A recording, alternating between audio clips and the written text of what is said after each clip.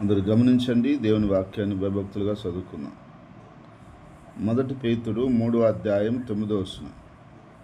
ఆశీర్వాదమునకు వారసులగుటకు మీరు పిలువబడితిరి కనుక కీడుకు ప్రతి కీడును దూషణకు ప్రతి దూషణను చేయక దీవించుడి. ఇక్కడ ప్రభు అంటున్నాడు, మీరు ఆశీర్వాదానికి వారసులుగా పిలువబడి ఉన్నారు. మనం ఎందుకు పిలువబడ్డామంటే ఆశీర్వాదానికి వారసులుగా పిలువబడ్డామంట. వారసులు అంటే మీకు తెలుసు కదా, ఒక ఇంట్లో ఒక కుమారుడు పుడితే ఆ ఇంట్లో ఉన్నటువంటి సమస్త ఆస్తిపాస్తులకి అతనే వారసుడు.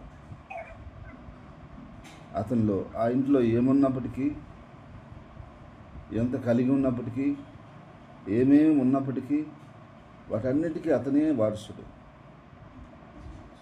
అతని ద్వారానే అవన్నీ కూడా వినియోగపడతాయి. అదేవిధంగా దేవుడు మనల్ని దేనికి వారసులుగా పిలిచాడంటే దేవుడి దగ్గరున్న ఆశీర్వాదాలన్నిటికీ వారసులుగా దేవుడు పిలిచాడు. ఆయన దగ్గర అనేకమైన ఆశీర్వాదాలు ఉన్నాయి, అనేకమైన దీవెనలు ఉన్నాయి. అవన్నీ కూడా ఎవరికి ఇవ్వాలని పిలిచాడంటే మనకి ఇవ్వాలని ఆయన పిలిచాడు. ఆయన బిడ్డలైన మనకు ఇవ్వాలని ఆయన పిలిచాడు. కాబట్టి ఎప్పుడు నువ్వు ఆయన బిడ్డగా ఆయన సొత్తుగా మారుతావో, పరిపూర్ణంగా ఆయన సన్నిధిలో నువ్వు జీవిస్తావో, ఆ ఆశీర్వాదాలన్నీ కూడా నీ వశం అవుతాయి. ఆ ఆశీర్వాదం నీ నోటితో పలికినా కూడా అది విడుదలవుతుంది.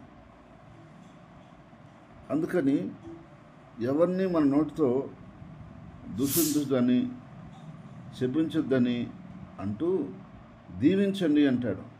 ఎందుకంటే ఆశీర్వాదం నీ నోట్లో కూడా ఉంది. నీ నోట్లో నువ్వు పలుకుతుంటే ఆశీర్వాదం విడుదలవుతుంటుంది. ఎందుకంటే నిన్ను ఆశీర్వాదానికి వారసులుగా దేవుడు పిలిచాడు కాబట్టి నువ్వు ఆశీర్వాదాన్ని నోటితో పలుకుతూ ఉంటే ఆశీర్వాదం నీ నోటి ద్వారా విడుదలవుతూ ఉంటుంది.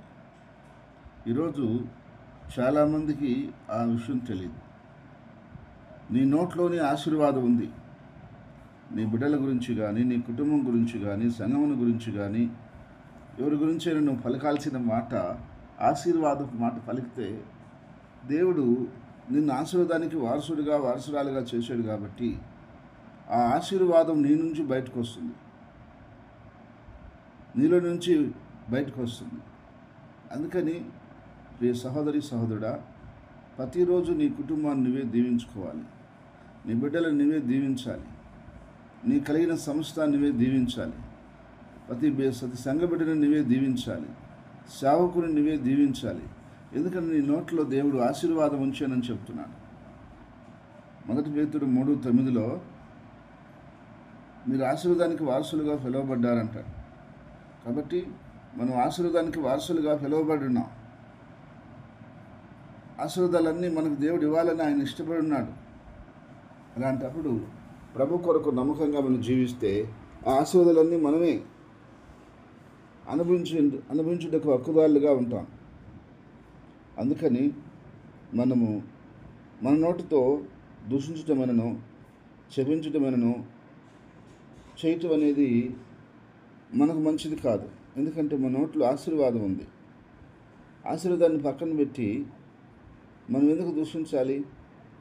మనకు ఆశీర్వాదం పలికితే అదే దేవుడు కార్యం చేస్తాడు. తిట్టేదానికంటే, దూషించేదానికంటే అతను మారునుగా కానీ అంటే అతను మారుతాడు, మారుతుంది. ఎందుకంటే నీ నోట్లో ఆ పవర్, ఆ శక్తి ఉంది. అది నువ్వు చేయాలి. కానీ నువ్వు దూషిస్తే నీకు ఆశీర్వాదం రాదు, ఇతరులకు అది కీడు కాదు, వాళ్ళకి ఆశీర్వాదంగా మారుతుంది. ఎందుకంటే నీ నోట్లో ఆశీర్వాదం ఉంది. నువ్వు ఆశీర్వాదానికి వారసుడివి, వారసురాలు అని బైబిల్ చెప్తా ఉంది. అందుకని ఎవరినైనా నువ్వు దూషించవద్దు. కానీ నీ నోటితో ఒక శుభం పలుకు, మంచి పలుకు, ఖచ్చితంగా దేవుడు మేలు చేస్తాడు. ఏ విషయంలోనైనా సరే, దేని గురించైనా సరే నువ్వు మంచిగా పలుకుతుండు. ఏం జరిగినా సరే నాకు మేలే జరగదని పలుకుతుండు. ఏదైనా సరే నా దేవుడు సహాయం చేస్తాడని పలుకున్నట్టుతో అది దేవుడు జరిగిస్తాడు.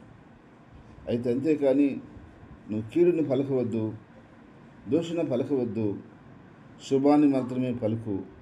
దేవుడు నిన్ను, నీ కుటుంబాన్ని, నీ కలిగిన సంస్థాన్ని దీవించి వర్ధలు చేయనుగాక. ఆమేన్. స్తోత్రం తండ్రి, పరిశుద్ధుడా, నీ స్తోత్రాలు చెల్లిస్తున్నాం నాయనా. ఆశీర్వాదానికే వారసులుగా మమ్మల్ని పిలిచినావు తండ్రి. యేసయ్యా, ఎంత గొప్ప దేవుడివి. నీ దగ్గరున్న ఆశీర్వాదాలకి మేము వారసులని మీరు పిలిచారయ్యా. ఎంత మంచివాడివి తండ్రి, ఎంత గొప్పవాడివి నాయన. అవునయ్యా, నువ్వు మమ్మల్ని వారసురాలుగా పిలిచి ఉన్నావు. నీ ఆశీర్వాదాలన్నీ మాకు ఇవ్వాలని నువ్వు ఆశపడి ఉన్నావు నా ప్రభువా. ఆ ఆశీర్వాదాలు మా జీవితాల్లో నువ్వు అనుభవించుటకు సహాయం చేయండి. మేము కలిగి ఉంటూ సహాయం చేయండి. మీ కృప చేత, మీ సహాయం చేత ప్రతి బిడ్డని, ప్రతి కుటుంబాన్ని మీరు ఆశీర్వదించండి, బహుగా దీవించండి. ఆ దీవెనలు మళ్ళా వారి ద్వారా అనేకులకు వరటానికి సహాయం చేయండి నా తండ్రి. ఆయన శాపము, దరిద్రత, నాయన నష్టము, కీడు ఏ జీవితంలో, ఏ కుటుంబంలో లేకుండా తొలగించమని ప్రార్థిస్తున్నాను. ప్రతి కుటుంబాన్ని ఆశీర్వాదకరంగా మార్చండి. ప్రతి కుటుంబాన్ని సంతోషకరంగా మార్చండి. ప్రతి కుటుంబాన్ని మేలుకరంగా మార్చండి. ప్రతి కుటుంబాన్ని ఐకమత్యంగా మార్చండి. ప్రతి కుటుంబాన్ని సమాధానంగా మార్చండి. ప్రతి కుటుంబంలో నీ కార్యం జరిగించమని ప్రార్థిస్తున్నాం తండ్రి. నీ పరిశుద్ధాత్మ శక్తిని బహు బలముగా కుమ్మరించమని ప్రార్థిస్తున్నాం ప్రభు. సహాయం చేయమని ప్రార్థిస్తున్నాం ప్రభు. నీ ఆత్మ చేత, నీ శక్తి చేత, నీ బలం చేత, నీ కృప చేత, నీ కార్యాల చేత, నీ సన్నిధి చేత ప్రతి బిడ్డకి, ప్రతి కుటుంబానికి, ప్రతి ఒక్కరికి అయ్యా మీరు మేలు చేయమని ప్రార్థిస్తున్నాను.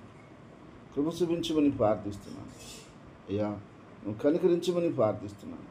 అన్ని విధాలుగా, అన్ని విషయాల్లో నువ్వు సహాయం చేయమని ప్రార్థిస్తున్నావు. అయ్యా అయినా నీ ప్రజలని బహుగా ఆశీర్వదించమని ప్రార్థిస్తున్నాను.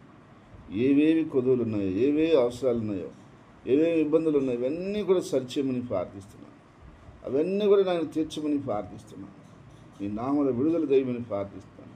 ఎక్కడ నీ ప్రజలని అయ్యా పైకి రానియకుండా ఆటంకంగా ఉన్నాయో, ఇబ్బందులు ఉన్నాయో, అయ్యా శత్రువు ఇబ్బంది పెడుతున్నాడో అవన్నీ యేసుక్రీస్తు నామల లయపరచమని ప్రార్థిస్తున్నాను.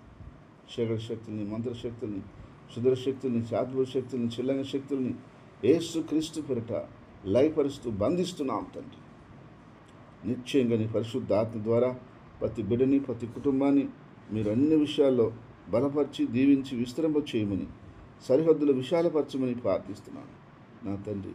నీ ప్రజలను ఆశీర్వదించి బహుమందికి ఆశీర్వాదకరంగా మార్చమని ప్రార్థిస్తున్నాను. నేను గూడూరు సంఘం, నెల్లూరు సంఘం, బ్రాంచ్ సంఘాలు, అయినా సార్వత్రిక సంఘంను ఈ మాట్లాడిన ప్రతి బిడ్డని మీరు బహుగా దీవించి, ఆశీర్వదించి వదిలి చేయమని ప్రార్థిస్తున్నాను ప్రభా. నీ నామానికి అత్యంత ఘనత, మహిమ, ప్రభావాలతో అయ్యా తీసుకొచ్చే బిడ్డలుగా మమ్మల్ని ఆశీర్వదించినాను. అయ్యా సిద్ధం చేసే బిడ్డలుగా దీవించినాను. నీ సంకల్పం నెరవేర్చే బిడ్డలుగా దీవించినాను. అయ్యా నీ కొరకే బ్రతికే బిడ్డలుగా దీవించినాను. నీ కార్యాలు మాత్రమే చేయగలిగిన బిడ్డలుగా దీవించినాను. నీ నామాన్ని మాత్రమే సేవించే బిడ్డలుగా దీవించినాను. ఏ పరిస్థితుల్లో కూడా ఎనదిరిగి అయినా మేము వెనకంజి వేయకుండా ప్రతి పరిస్థితిలో నిన్ను ఘనపరుచుకుంటూ ముందుకెళ్ళడానికి సహాయం చేయమని, అన్ని విషయాల్లో వర్ధలు చేయమని ప్రార్థిస్తున్నాను తండ్రి. కొంతమంది నాయన ఆరోగ్య సమస్యలతో ఇబ్బంది పడుతున్నారు. అనారోగ్యాల వాళ్ళని బాధిస్తున్నాయి, ఇబ్బంది పడుతున్నాయి, దీర్ఘకాలిక వ్యాధులు ఉన్నాయి. అవన్నింటినీ యేసుక్రీస్తు నామములో విడుదల దయచేయమని ప్రార్థిస్తున్నాను. స్వస్థపరచమని ప్రార్థిస్తున్నాను తండ్రి. అప్పుల సమస్యల నుంచి, ఆర్థిక సమస్యల నుంచి విడిపించినాను. ఉద్యోగం లేని బిడ్డలకు మంచి ఉద్యోగాలు సహాయం చేయండి. ఏ కుటుంబంలో కలతల కవరాలతో ఉన్న బిడ్డలని సమాధానపరచుకోవాలి. భార్య మంది సోదరులతో సమస్యలతో ఉన్న బిడ్డలకి అయ్యా మీరు విడుదల దయచేయను. శత్రువుని, సాతాన్ని దూరపరిచి సమాధానం చేయమని ప్రార్థిస్తున్నాను. ప్రతి బిడ్డ మీద, ప్రతి కుటుంబం మీద పేరుని కృపా కనికరములు ఉంచి ఆశీర్వదించి బలపరిచి వదిలి చేయమని ప్రార్థిస్తున్నాను. మా దేశమును, దేశ ప్రజలను, దేశ నాయకులను, దేశ అధికారులను బట్టి నీ కృతజ్ఞతలు, స్తుతులు, వందనాలు చెల్లిస్తున్నాను.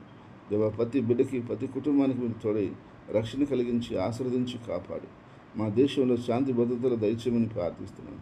ప్రపంచంలో బహు భయంకరమైన కార్యాలు జరుగుతూ ఉన్నాయి. భయంకరమైన విషయాలు చూస్తూ ఉన్నాం. దేవా నువ్వే మాకు ఆధారం, నువ్వే మాకు ఆశ్రయం.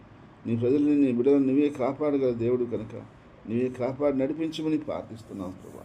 అదే రీతిగా తండ్రి యేసుక్రీస్తు ప్రభా ఆయన ఈరోజు పుట్టినరోజు నివాహనం జరుపుకునే బిడ్డలను ఆశీర్వదించి కాపాడమని యేసుక్రీస్తు నామములో ప్రార్థిస్తున్నాను తండ్రి. ఆమేన్.